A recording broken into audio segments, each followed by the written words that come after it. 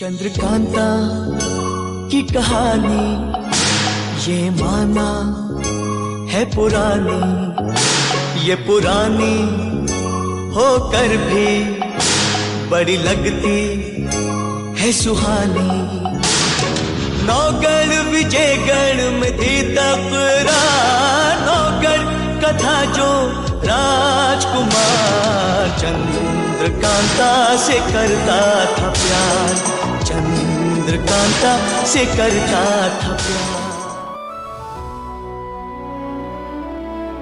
রহস্যভেদীর শ্রোতাদের স্বাগত। আজ থেকে শুরু হতে চলেছে এক নতুন যাত্রা, এক এমন জগতের দিকে যেখানে প্রতিটি দেয়ালের আড়ালে লুকিয়ে আছে ষড়যন্ত্র, প্রতিটি ছায়ার ভেতরে লুকিয়ে আছে ছদ্মবেশী আইয়ার, আর প্রতিটি পথ গিয়ে মিশেছে এক রহস্যময় তিলিস্মের অন্ধকারে। আজ থেকে রহস্যভেদিতে শুরু হচ্ছে দেবকীনন্দন খত্রীর অমর সৃষ্টি চন্দ্রকান্তা। 1888 সালে প্রথম প্রকাশিত এই উপন্যাস ভারতীয় উপমহাদেশের এক নতুন যুগের সূচনা করেছিল। এমনও বলা হয় বহু মানুষ শুধু চন্দ্রকান্তা পড়ার জন্য হিন্দি ভাষাও শিখেছিলেন। আর 90-এর দশকের শ্রোতারা হয়তো এখনো ভুলে যাননি সেই দিনগুলোর কথা। টেলিভিশনের সামনে বসে অপেক্ষা, রাজপ্রাসাদ, গুপ্ত সুড়ঙ্গ, আইয়ারদের ছদ্মবেশ, আর এক নাম চন্দ্রকান্তা। আজ সেই নস্টালজিয়ায় ফিরে আসছে, তবে এক নতুন রূপে। তাই আলোটা একটু কমিয়ে দিন, হেডফোনটা পারলে পরে নিন আর প্রস্তুত হয়ে যান, কারণ আজ খুলতে চলেছে এমন এক তিলিস্মের দরজা যার রহস্য ভেদ করতে গিয়ে বহু মানুষ হারিয়ে গিয়েছিল অন্ধকারের ভেতরে। শুরু হচ্ছে চন্দ্রকান্তা প্রথম পর্ব।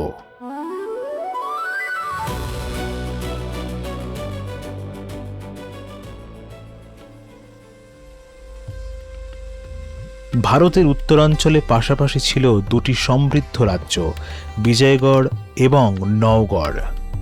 দুই রাজ্যের মধ্যে প্রকাশ্য শত্রুতা ছিল না, কিন্তু সম্পূর্ণ বন্ধুত্বও ছিল না।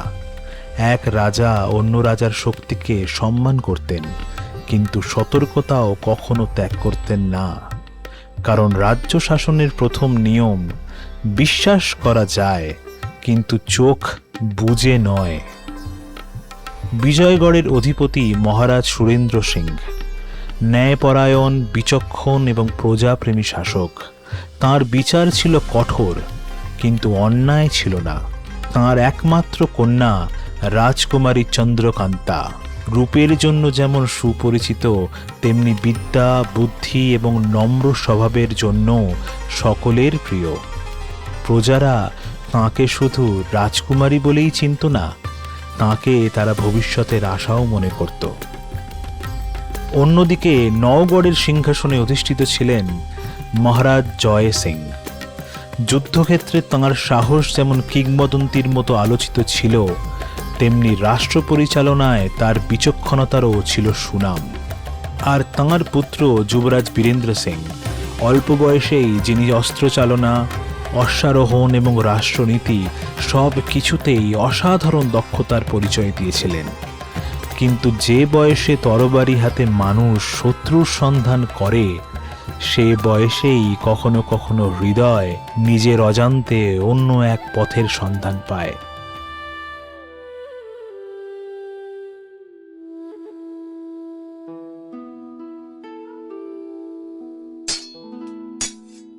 নওগড়ের রাজপ্রাসাদে তখন সকাল।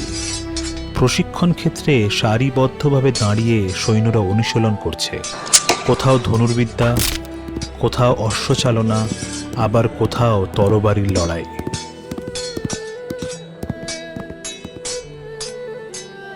আর সেই সমস্ত অনুশীলনের কেন্দ্রে দাঁড়িয়ে আছেন যুবরাজ বীরেন্দ্র সিং। একজন সৈন্য হঠাৎ এগিয়ে এলেন। এক আঘাত, দুই আঘাত, তৃতীয় আঘাত পড়ার আগেই সৈন্যটির তরবারি ছিটকে দূরে গিয়ে পড়ল। চারপাশে উপস্থিত সবাই প্রশংসার দৃষ্টিতে যুবরাজের দিকে তাকালো, কিন্তু একজনের চোখে প্রশংসার চেয়ে পর্যবেক্ষণই বেশি ছিল। তার নাম তেজ সিং, নওগড়ের অন্যতম শ্রেষ্ঠ আইয়ার। ছদ্মবেশ তাঁর শিল্প, ধৈর্য তাঁর শক্তি, আর মানুষের মুখ দেখে মনের কথা বুঝে নেওয়া তার সহজাত অভ্যাস। তেজ সিং যুবরাজের সামনে এসে মৃদু হেসে বললেন, যুবরাজ, আজও কেউ আপনার তরবারির সামনে বেশিক্ষণ দাঁড়াতে পারল না। বীরেন্দ্র সিং তরবারিটি খাপে রেখে শান্ত স্বরে উত্তর দিলেন, ওরা চেষ্টা করেছে, সেই চেষ্টার মূল্য কম নয়। তেজ সিং হালকা মাথা নেড়ে বললেন, চেষ্টা ছিল, কিন্তু আপনার মন আজ অনুশীলনে ছিল না। বীরেন্দ্র সিং তাঁর দিকে তাকিয়ে মৃদু বিস্ময়ে বললেন, এ কথাও বুঝে ফেললে? তেজ সিং হেসে উত্তর দিলেন, আয়ারের চোখ যদি মানুষের নীরবতা পড়তে না পারে, তবে সে আর কিসের আয়ার? কিছুক্ষণ নীরব থেকে বীরেন্দ্র সিং ধীরে ধীরে বললেন, তেজ সিং, কখনই কি তোমার মনে হয়েছে কোনো মানুষকে না দেখেও যেন তাকে অনুভব করা যায়? তেজ সিং সঙ্গে সঙ্গে উত্তর দিলেন না। কয়েক মুহূর্ত যুবরাজের মুখের দিকে তাকিয়ে থেকে তিনি শান্ত কণ্ঠে বললেন, হয়েছে। আর সেই অনুভূতি মানুষকে যেমন শক্তি দেয়, তেমনি তাকে দুর্বলও করে। বীরেন্দ্র সিং মৃদু হেসে প্রশ্ন করলেন, তাহলে বলো, আমি কোন পথে চলেছি? তেজ সিং চোখ নামিয়ে বিনীত স্বরে বললেন, সেই উত্তর আমার দেওয়া শোভা পায় না যুবরাজ, কিন্তু আপনার চোখ আজ এমন এক নাম উচ্চারণ করছে যা আপনার ঠোঁট এখনো স্বীকার করেনি। বীরেন্দ্র সিং আর কোনো উত্তর দিলেন না, কিন্তু তাঁর নীরবতার আড়ালে যে নামটি স্পষ্ট হয়ে উঠছিল, তার নাম চন্দ্রকান্তা।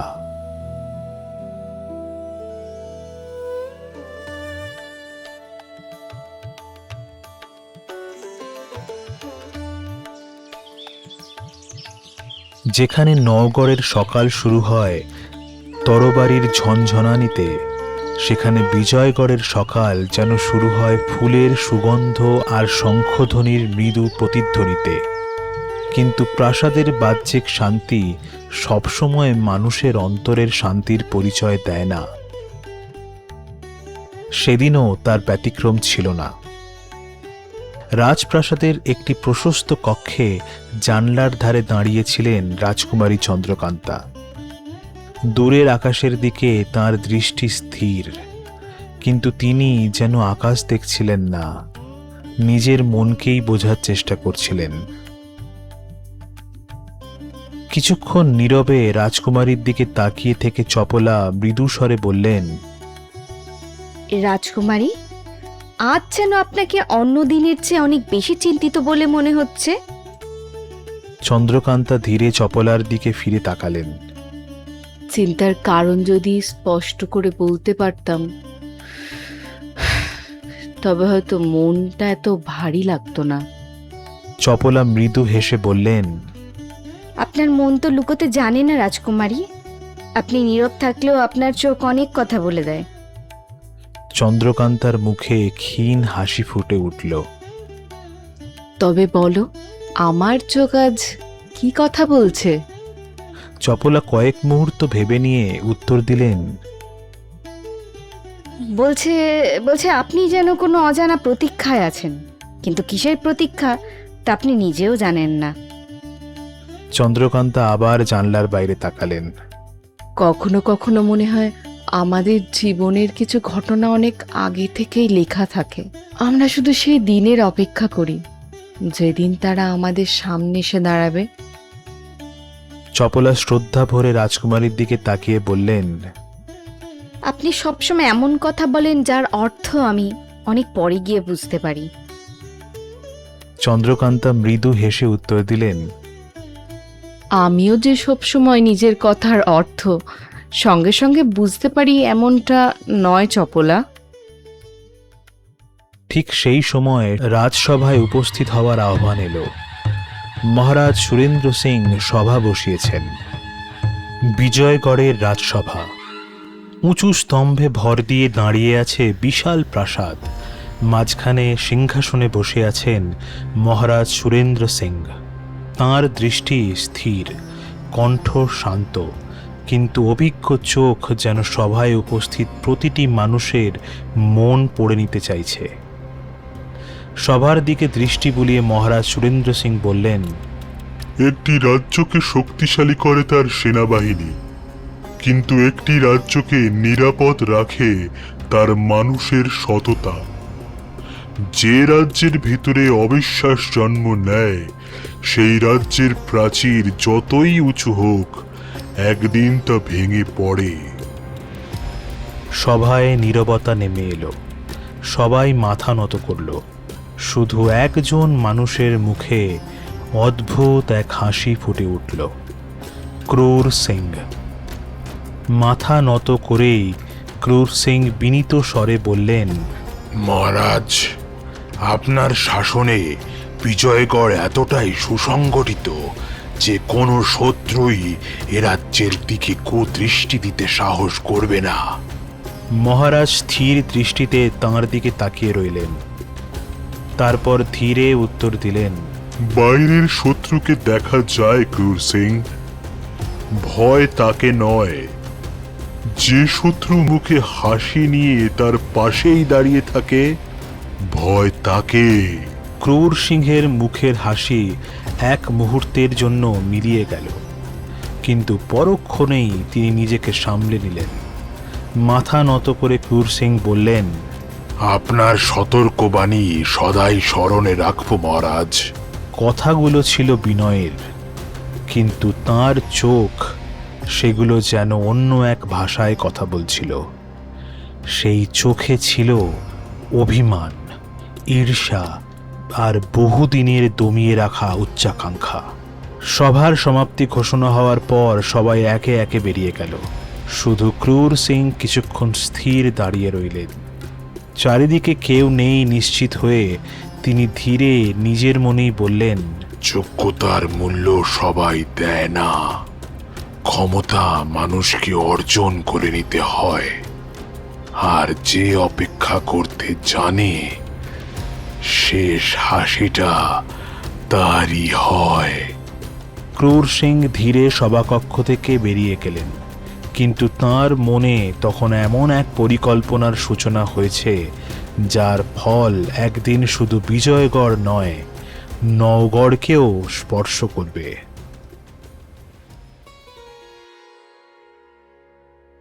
বিজয়গড়ে যখন দিনের ব্যস্ততা ধীরে ধীরে বাড়ছে, তখন দূরে নওগড়ের রাজপ্রাসাদেও আরও একটি গুরুত্বপূর্ণ সাক্ষাতের প্রস্তুতি চলছে।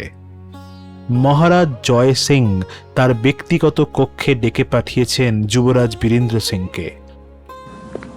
পিতার সামনে এসে যুবরাজ বীরেন্দ্র সিং সম্মানের সঙ্গে প্রণাম করলেন। আমাকে স্মরণ করেছেন মহারাজ? জয় সিং স্নেহ ভরে পুত্রের দিকে তাকিয়ে বললেন, এসো বীরেন্দ্র, বসো, কিছু কথা আছে।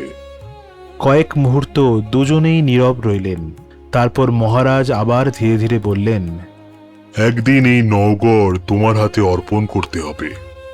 তুমি যুদ্ধ শিখেছ, রাষ্ট্রনীতি শিখেছ, অস্ত্র চালনায়ও সিদ্ধহস্ত হয়েছ, কিন্তু একজন শাসকের সবচেয়ে বড় শক্তি তরবারি নয়, বিচার বুদ্ধি।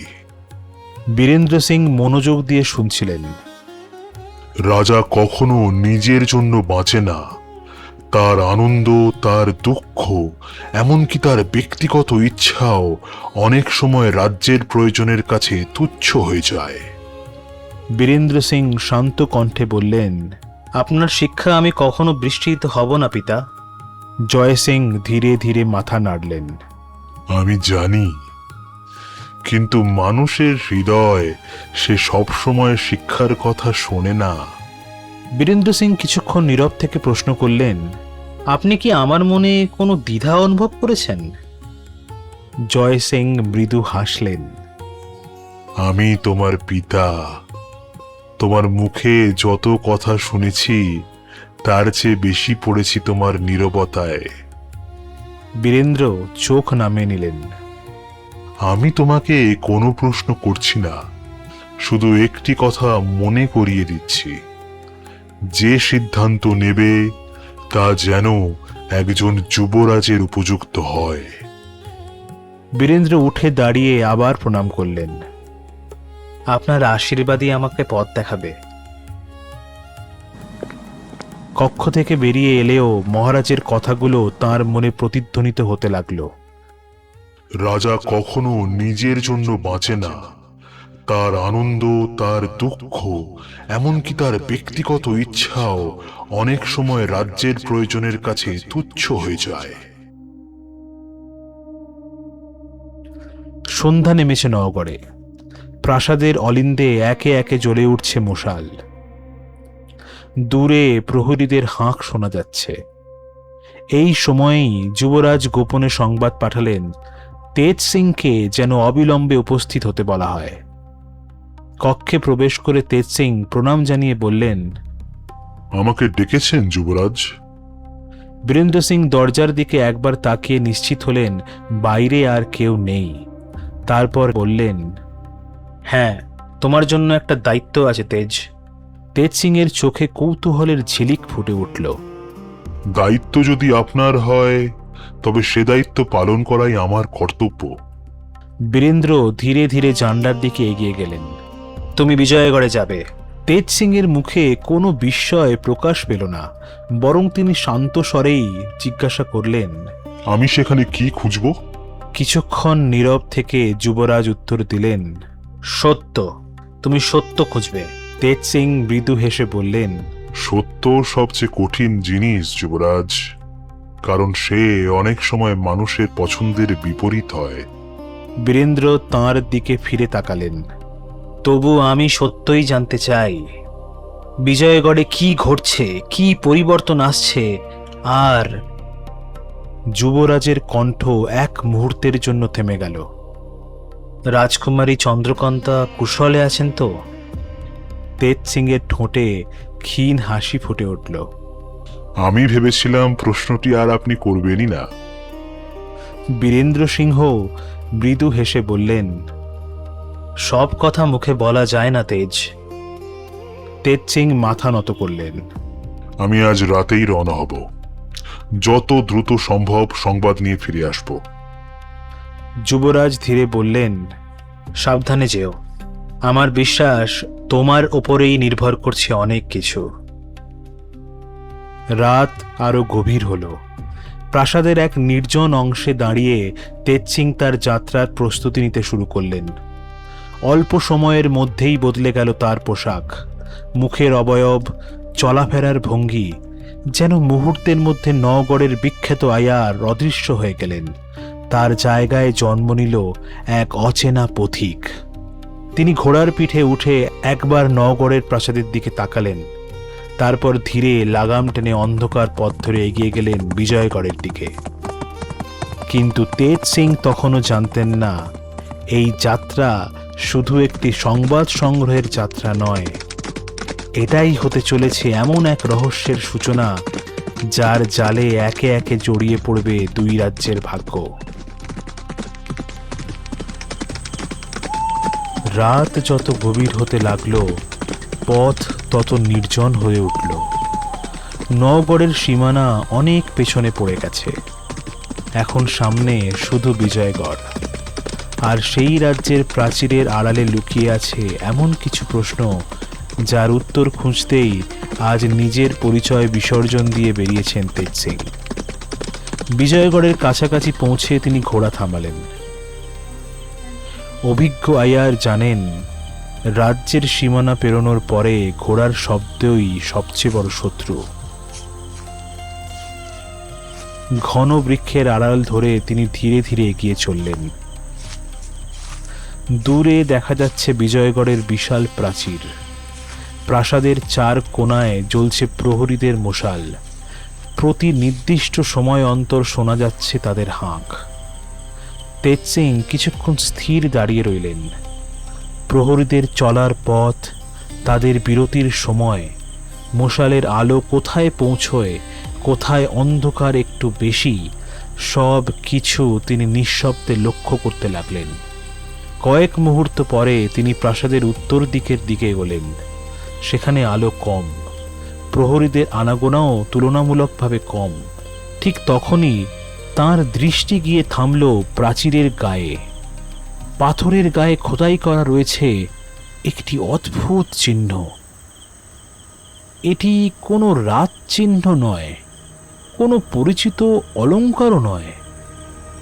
মনে হচ্ছে যেন কারো জন্য রেখে যাওয়া এক নীরব সংকেত। তেজ সিং ধীরে এগিয়ে গিয়ে ফিসফিস করে বললেন, এই চিহ্নের অর্থ কি? কে রেখে গেল? তিনি হাত বাড়িয়ে চিহ্নটির উপর আঙুল রাখলেন। তেজ সিং সঙ্গে সঙ্গে হাত সরিয়ে নিলেন। চোখের সামনে প্রাচীরের একটি অংশ ধীরে ধীরে সরে যেতে শুরু করেছে। তিনি বিস্মিত হলেন, কিন্তু বিস্ময় তার বিচার শক্তিকে কখনো আচ্ছন্ন করে না। এক পা পিছিয়ে তিনি অন্ধকারের দিকে তাকিয়ে রইলেন।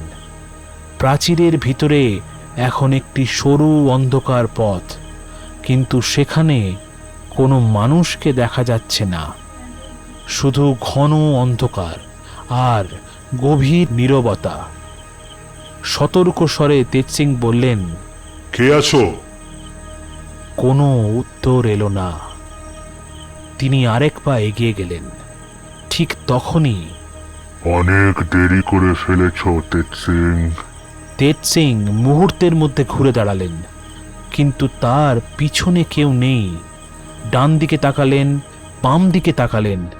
মশালের আলো যতদূর পৌঁছয় সেখানে কোনো মানুষের ছায়াও নেই। নিজের শ্বাস স্থির রেখে তেজ সিং ধীরে বললেন, যে পরিচয় গোপন রাখে সে কি বন্ধু নাকি শত্রু? আজ সেই উত্তর জানার সময় হয়নি। এই প্রথম তেজ সিং অনুভব করলেন যে মানুষটির সঙ্গে তার সাক্ষাৎ হতে চলেছে সে সাধারণ কেউ নয়। কারণ তিনি শুধু তেজ সিংহের পরিচয়ই জানেন না, তার আগমনের খবরও আগে থেকেই জানতেন।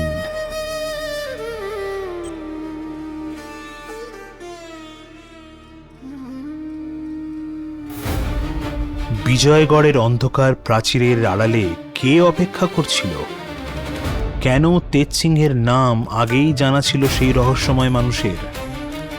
আর এই অদ্ভুত ঘটনার সঙ্গে রাজকুমারী চন্দ্রকান্তা, যুবরাজ বীরেন্দ্র সিং এবং ক্রুর সিংয়ের ভাগ্য কিভাবে জড়িয়ে আছে? এই সমস্ত প্রশ্নের উত্তর ধীরে ধীরে উন্মোচিত হবে আগামী পর্বে। কারণ এ তো কেবল শুরু। সামনে অপেক্ষা করছে রাজকীয় ষড়যন্ত্র, গুপ্তপথের রহস্য, ছদ্মবেশের বিস্ময়কর কৌশল আর এমন সব ঘটনা যা নওগড় ও বিজয়গড় দুই রাজ্যেরই ইতিহাস বদলে দেবে। আপনারা শুনছিলেন দেবকীনন্দন খত্রীর অমর উপন্যাস অবলম্বনে চন্দ্রকান্তা প্রথম পর্ব।